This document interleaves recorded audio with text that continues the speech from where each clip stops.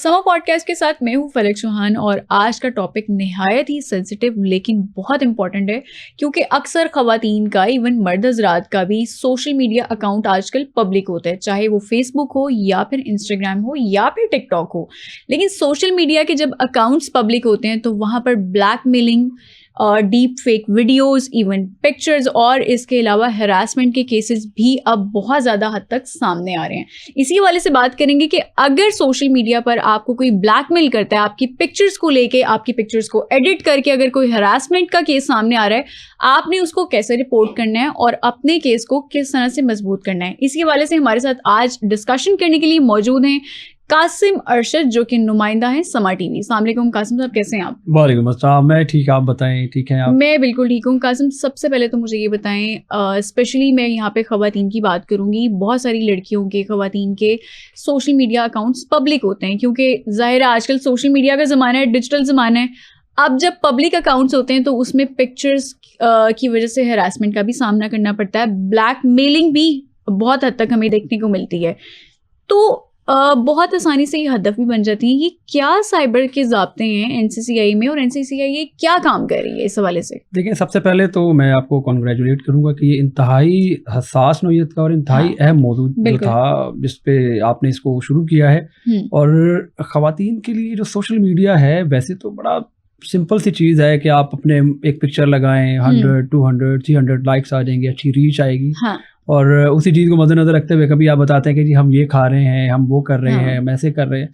ये तो एक उसकी एक समझने की ब्राइट साइड है। लेकिन जो अदर साइड, जो डार्क साइड है, वो ये है कि कोई एक ऐसा फर्द जो कि एक तीसरी आंख की तरह आप पे नजर रखता है। हाँ, ठीक है। और वो जो तीसरी आंख है वो इतनी गहरी होती है कि वो आपको पूरी तरह आपकी रूटीन मॉनिटर कर रहा होता है। ठीक है।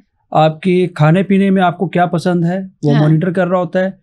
और फिर ऐसा होता है कि किसी एक अननोन रिक्वेस्ट आती है, ठीक है, उसके बाद आपकी बातचीत होती है।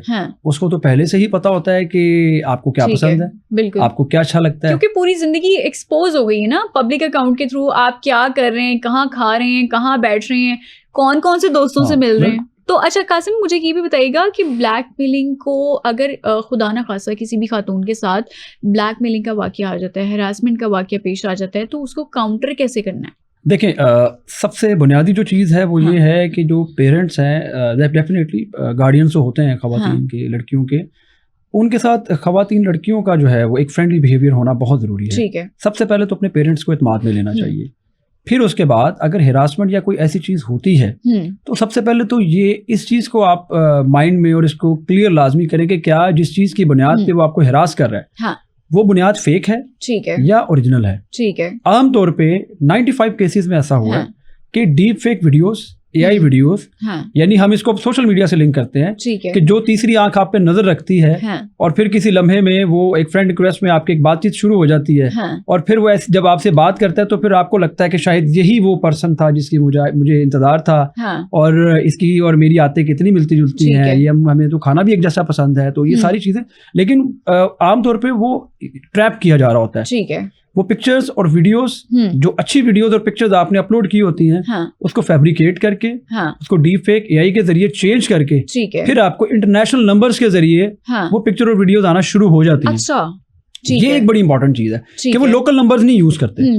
नॉर्मली वो जो नंबर्स हैं वो सारे इंटरनेशनल मोस्टली नंबर्स होते हैं। वो आपको पता है कि एक सर्वर जनरेटेड नंबर्स होते हैं जहाँ से वो डाटा शेयर किया जाता है, वो मकसद पूरा होता है। और इसमें एक और चीज है कि वो किस तरह के हरबे अपनाते हैं। ठीक है। वो आपकी फैमिली चेन तक पहुंच चुके होते हैं। अच्छा, यानी वो आपकी फैमिली चेन तक कांटेक्ट कर चुके होते हैं और वो ये बताते हैं कि जी हम, वो नाम लेके बताते हैं कि हम उसको भेज देंगे, फिर आप ऐसे करें। ब्लैकमेलिंग के मामले में जीरो टॉलरेंस होना चाहिए, उसको रिपोर्ट करना बड़ा जरूरी है, बिल्कुल, क्योंकि हमारे इदारे इस वक्त इतना इस चीज पे काम कर रहे हैं। देखिए, ये एक ऐसा क्राइम है जो हिडन क्राइम है। एक ऐसे अभी हम जिन चीजों को फेस करते हैं वो एक ऐसा क्राइम है जिसे इंसानी आंख देखती है। ठीक है। लेकिन ये ऐसा क्राइम है जब तक आप डिस्कस नहीं करेंगे तब तक ये सामने नहीं आएगा। कासिम, ये आपने इंतहाई खौफनाक बात बताई है कि किस तरह से पिक्चर्स और वीडियोस को आपकी अपनी ही प्रोफाइल से डाउनलोड किया जाता है और उसके बाद उसको एडिट किया जाता है एआई की मदद से या डीप फेक टेक्नोलॉजी की मदद से, और उसके बाद फिर ब्लैकमेल किया जाता है। ब्लैकमेल के तरीकेकार क्या क्या होते हैं, किस तरह से ब्लैकमेल किया जाता है और क्या क्या बातें फिर मनवाई जाती हैं? अच्छा, मैं आपको बताता हूँ कि हम यहाँ देखते हैं कि कितनी सारी चीजें आसान है, हम 2 मिनट में AI पे पिक्चर चेंज कर लेते हैं, ये कर लेते हैं, वो कर लेते हैं। मैं आपको एक केस सुनाता हूँ। National cyber crime investigation agency में एक केस आया, उसमें एक साबका मंगेतर जो है उसके अगेंस्ट एक एप्लीकेशन आई और उसमें बताया गया कि मुझे जो है ना वो कोई शख्स तंग कर रहा है, ठीक है, और मुझे कोई पिक्चर्स मेरी भेज रहे हैं, या मतलब इसे हम कह सकते हैं कि किसी हद तक ये एक ऐसा केस हो सकता है जिसमें तमाम मवाद में चंद एक हिस्सा हो सकता है कि ओरिजिनल हो, ठीक है। तो पहले तो उस खातून को यही नहीं पता था कि मुझे ब्लैकमेल कौन कर रहा है, ठीक है। वो खातून, अच्छा एक और बड़ी इंपॉर्टेंट चीज है, कोई खातून अगर national cyber crime investigation agency report करती है तो उसकी आइडेंटिटी रिवील कभी भी नहीं की जाती, ठीक है। एक तो उनको खातून जो ऑफिसर होती है वो डील करती है, ठीक है, और दूसरा उनकी आइडेंटिटी रिवील नहीं की जाती। सो ये एक उन तमाम लोगों के लिए एक बड़ी अच्छी चीज है जो डरते हैं कि अगर हम जाएंगे तो हमारा नाम निकल जाएगा, पता चल जाएगा। अच्छा, वो जो केस के नतीजे पे पहुंचे तो पता चला वो तो साबका मंगेतर था, ठीक है। तो फिर आपको पता है कि जो NCCIA या जो भी सरकारी महकमे जो करते हैं वो तो फिर सबके सामने है, उसके खिलाफ पैका एक्ट के तहत और ब्लैकमेलिंग और दीगर दफात के तहत FIR हुई और बिहाइंड द बार।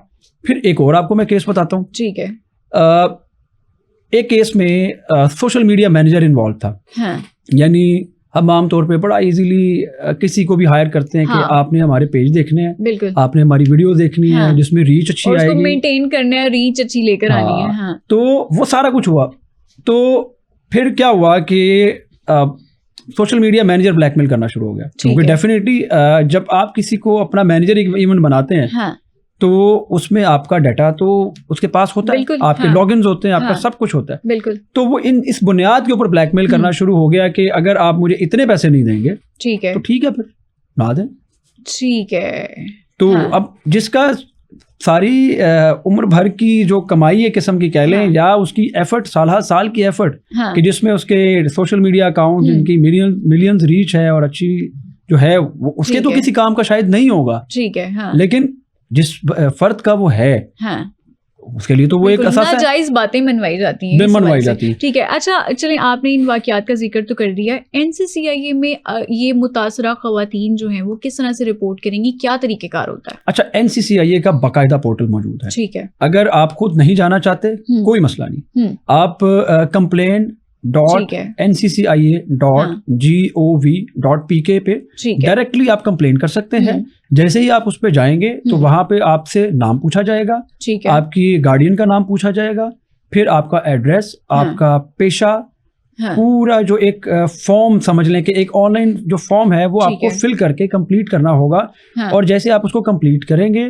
तो वो सबमिट हो जाएगा। फिर उनका जो रिप्रेजेंटेटिव है NCCIA का वो आपसे कांटेक्ट करेगा और देन फिर आप इसको प्रोसीड कर सकते हैं। एक और इम्पोर्टेंट चीज जो है वो ये है कि जब हम कहीं भी किसी भी वेबसाइट को ओपन करते हैं, अगर हम किसी सरकारी वेबसाइट को ओपन करते हैं तो ये बहुत ध्यान में रखें कि उसका जो एक्सटेंशन gov.pk, अगर हम पाकिस्तान के लिए तो डेफिनेटली हम PK देखेंगे, लेकिन gov को .pk को देखना बड़ा जरूरी है। ऐसा ना हो कि आप फिर किसी तीसरे के हाथ में चले जाएं और अपना डाटा वगैरह आप फिर रिवील करवा लें। ठीक है जनाब, NCCIA में अगर आपने रिपोर्ट करना है, अगर आप किसी भी हरासमेंट का शिकार हो रही हैं, आपने घबराना नहीं है। ब्लैकमेलिंग, अगर आपके वाकयात आपके साथ हो रहे हैं, कोई आपको ब्लैकमेल कर रहा है, आपको नहीं पता चल पा रहा है कि आपको कौन ब्लैकमेल कर रहा है, कौन हरास कर रहा है आपने NCCIA में लाजमी रिपोर्ट करना है। और जिस तरह से कासिम ने बताया कि gov.pk उस वेबसाइट के एंड पे आना चाहिए, ये लाजमी चीज़ को देखिएगा, इस चीज़ को आपने ध्यान में लाजमी रखना है।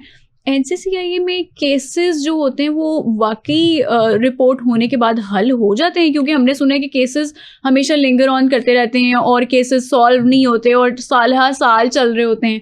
कोई ऐसे वाकयात भी हैं? अच्छा, वाकयात बिल्कुल हैं। अभी इस वक्त अगर मैं आपको बताऊं आदादोशुमार के मुताबिक, क्योंकि NCCIA भी क्योंकि कहा जाता है NCCIA high profile cases deal करते हैं, इस बात में अच्छा वैसे ये तासुर भी गलत है, क्योंकि मैं रोजाना की बुनियाद पे चीज़ों को रिपोर्ट कर रहा होता हूँ, ठीक है, और रोजाना की बुनियाद पे ना सिर्फ लाहौर, पंजाब भर में, मुल्क भर में ऐसे तमाम लोग पकड़े जाते हैं जो खवातीन को हिरास करते हैं, ठीक है, ब्लैकमेल करते हैं। देखें, हिरासमेंट की जो अगली सीढ़ी वो ब्लैकमेलिंग है। पहले तो वो अमल किया जा रहा होता है कि वो आपको बहुत बुरा लग रहा होता है, उसको उसमें फर्क करना भी बाद औक़ात मुश्किल होता है, लेकिन ब्लैकमेलिंग तो सीधी सीधी थ्रेट है। बिल्कुल। तो पैका एक्ट जो है उसके तहत NCCIA कार्रवाई करता है, क्योंकि ये एक डिजिटल क्राइम है कि अगर आप किसी भी डिजिटल गैजेट के जरिए किसी को हिरास करते हैं, ब्लैकमेल करते हैं, तो ये बाकायदा इस पे सजा है। ठीक है। और कई लोग जो है उनको सजा हुई भी है, ये भी मैं आपको बता दूं। यानी सबसे बुनियादी जो चीज़ है वो रिपोर्ट करना है। हाँ। रिपोर्ट में जो हेजिटेशन है ना, ये बहुत खतरनाक है। क्योंकि कासिम, हमारे मुआशरे में ये कहा जाता है कि औरत की इज्जत पे आंच आ जाएगी अगर बात बाहर निकली। बात तो बाहर निकलनी ही नहीं चाहिए, बात को वहीं पे दबा दो या फिर डर जाओ। अक्सर खवातीन डर जाती हैं। ऐसी सिचुएशन में आप मुझे बताएं कि अगर खातून डर जाए, वो तो मौका दे रही है, तो उसको क्या क्या बात नहीं माननी पड़ेगी और किसी एक लम्हे पे रिवील तो होगा सब। ठीक है, रिवील तो होगा। इसके लिए अच्छा ये है कि कंप्लेंट रजिस्टर्ड करवाएं आप किसी रेलेवेंट फोरम के ऊपर। अगर आपने कंप्लेंट रजिस्टर्ड करवाई होगी तो कल को अगर कोई ऐसी चीज, क्योंकि देखें अगर कोई बड़ा क्राइम कमिट होता है उसके पीछे एक पूरी एक लाइन होती है। हाँ। कासिम, इस चीज़ को कैसे इंश्योर किया जाता है कि किसी भी खातून की आइडेंटिटी जो है वो रिवील ना हो? क्योंकि देखें, मरियम नवाज साहिबा की अगर हम बात करें, हमारे सीएम साहिबा हैं, उन्होंने भी कहा है कि women are my red line. ठीक है, और ख़वातीन के बारे में वो कोई भी चीज़ इस तरह की बर्दाश्त नहीं करेंगी। हमने कानून भी देखा जो पास हुआ है अभी। तो कैसे मेक श्योर होगा, एनसीसीआईए किस तरह से मेक श्योर करती है कि उस खातून की आइडेंटिटी कहीं पे भी रिवील ना हो? अच्छा, जब खातून आती है तो बहुत डरी होती है। हाँ। जब इस तरह की किसी भी खातून के साथ कोई ऐसा काम या हरासमेंट या ब्लैकमेलिंग होती है तो वो बहुत डरी होती है। वो इवन अगर उसके घर का दरवाजा भी अगर थोड़ा जोर से अगर लगता है तो वो डरती है कि शायद कोई आ गया। ठीक है। तो इस तरह के फेस के अंदर जो है वो ये है कि जब खातून यहाँ रिपोर्ट करने आएगी, एक खातून के साथ बहुत अच्छे तरीके से बात कर सकती है। यानी अच्छी चीज जो है वो ये है कि आगे मेल जो है वो ऑफिसर नहीं होगा। अच्छा। आगे खातून ऑफिसर होगी, जिसके साथ आप पानी पियेंगे, आप चाय पियेंगे या बैठ के आप अपना मसला उसको बयान करेंगे। खातून को ये तो नहीं कहा जाएगा गलती तो तुम्हारी है, अकाउंट तो तुम्हारा पब्लिक था, तस्वीरें तो तुम्हारी यूज हुई, ऐसा तो नहीं कुछ होगा। देखिए, जो कानून नाफिज करने वाले इदारे हैं वो इस चीज को समझते हैं कि ये तो पहले ही बेचारा इतनी मुश्किल में, अगर हम इस तरह का तासुर देंगे तो ये जो आया इतनी डर के और चल के। देखिए, खातून अगर अपनी दहलीज से बाहर निकलती है तो आपको पता है कि वो बहुत सारे वसवसे तोड़ के, बहुत सारे खौफ के बुत तोड़ के वो बाहर निकलती है। और जब वो बाहर निकलती है तो फिर उसने पुख्ता इरादा कर लिया होता है कि मैंने जाके अब ये करना है। हाँ। अगर आगे जाके एनसीसीआईए या कोई भी इदारा हो वो इस साइकी को समझता है, क्योंकि ये पुलिस का इदारा या बाकी दीगर इदारे, जो भी इदारे हैं, ये वैसे तो अवाम की उसमें फैसिलिटेशन के लिए हैं। कुछ एक दो बुरी एग्जांपल्स भी होंगी, लेकिन मेजोरिटी ऐसी है कि एनसीसीआईए चूंकि इस क्राइम की नोयत ऐसी है कि इसमें ज्यादा पढ़े लिखे लोग मौजूद हैं जो कि इस क्राइम की नोयत को समझते हैं, और उससे ज्यादा वो साइकी समझते हैं कि एक खातून अगर आई है, वो आके अगर अपना मसला बयान कर रही है, अगर हल्का सा भी हमने उसको झाड़ दिया या डांट दिया तो वो खामोश हो जाएगी, एक छोटे बच्चे की तरह। ठीक है, सप्रेस हो जाएगी। एक और अहम बात मैं आपको बताता हूँ कि एनसीसीआईए पंजाब, यानी उसका जो हेडक्वार्टर कह लें पंजाब का, वो लाहौर में है, जहाँ डायरेक्टर एनसीसीआईए पंजाब मोहम्मद अली वसीम अब इस टाइम सीट पे मौजूद हैं। उनके पास फ्रीक्वेंटली कोई भी चला जाए, मतलब ये ऐसा नहीं है कि आप सिर्फ जाएं, रिसेप्शन पे जाएं, या अगर आपकी सुनवाई नहीं किसी तरह से हो रही तो वो राउंड द क्लॉक अपने ऑफिस में मौजूद होते हैं। आप जाएं, बहुत सारी चीजों का मैं विटनेस हूँ, मैं किसी की तारीफ नहीं कर रहा, लेकिन बहुत सारी चीजों का मैं विटनेस हूँ कि कोई भी साइल आता है, दरवाजा खोलता है, जाके अपनी एप्लीकेशन को मार्क करवाता है प्रायोरिटी के लिए। क्योंकि इस तरह के केसेस में फिर बाकायदा डायरेक्शन होती है कि आइडेंटिटी का बहुत ख्याल करना है। देखिए, पहला जो फेज है इसमें वो है रिपोर्ट करना, इन्वेस्टिगेशन फिर सेकंड फेज में चली जाती है। लेकिन इन्वेस्टिगेशन का इनका तरीका आम वो रिवायती नहीं है, ये भी मैं आपको बता दूं कि इन्वेस्टिगेशन का इनका तरीका ये कि बाकायदा ये फोरेंसिक करवाते हैं बहुत सारी चीजों का। जब फोरेंसिक होता है तो हर चीज क्रिस्टल क्लियर हो जाती है। ठीक है, तो जब कोई चीज क्रिस्टल क्लियर हो जाती है तो इनको कैफियत जुर्म भी जो है, कैफियत जुर्म इनको पता चल जाता है कि ये जुर्म कमिट हुआ है। एक और चीज है कि जो एनसीसीआईए सेंट्रलाइज्ड हुआ है, पहले से ज्यादा बेहतर तरीके से काम कर रहा है। थोड़ी सी इसकी डार्क साइड जो है वो ये है कि इनके पास विमेन हरासमेंट के 6000 केसेस अभी भी पेंडिंग है। अच्छा, ठीक है। उसकी पेंडेंसी कब से है?